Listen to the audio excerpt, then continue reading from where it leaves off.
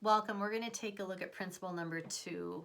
As we look at the principles, as always, what we're going to do is have a short chat about that principle and how we can grow, protect, and represent that principle in our teams and organizations. And then we're going to be asking some curious questions that you can take to be able to explore as self-reflection or with your teams, to be able to think about how as teams might you be leveraging this principle in a way that's going to build your organizational culture that you want by design versus default.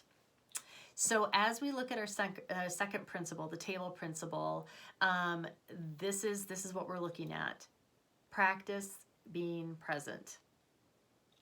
Sounds simple, but extremely difficult to do in a world where we have a lot of distractions coming at us.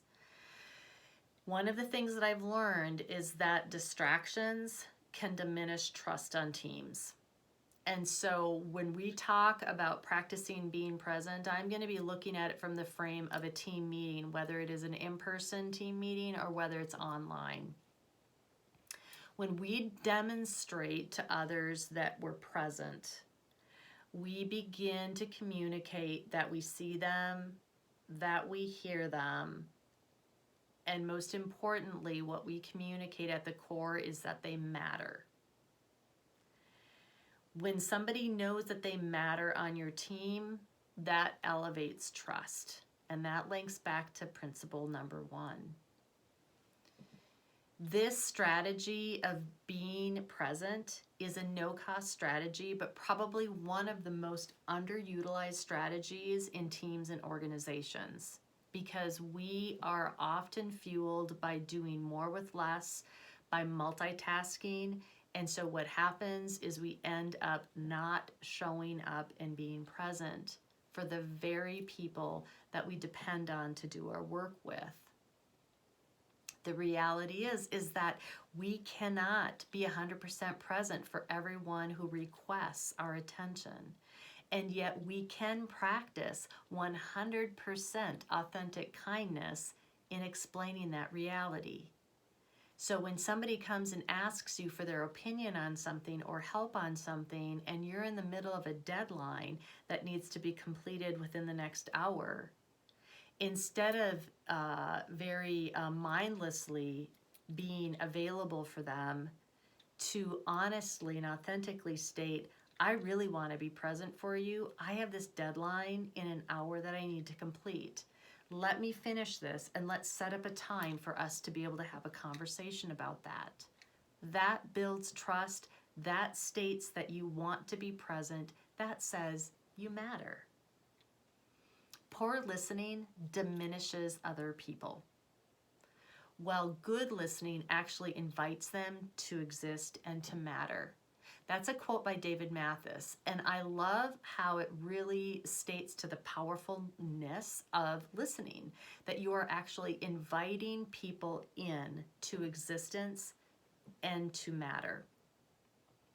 So as we look at our curious questions, I want you to start by asking yourself, how am I showing up for meetings?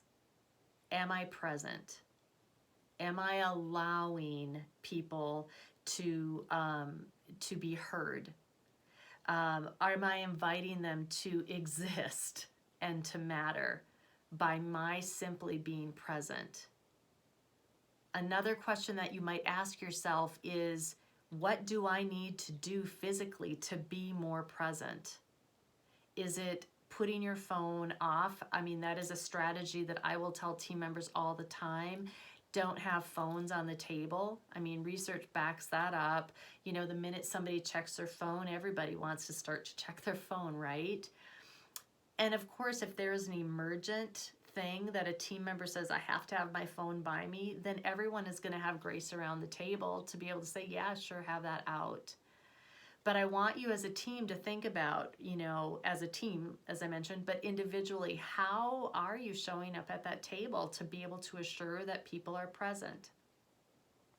Another important question to be asking for the person who is hosting the meeting: does your meeting matter?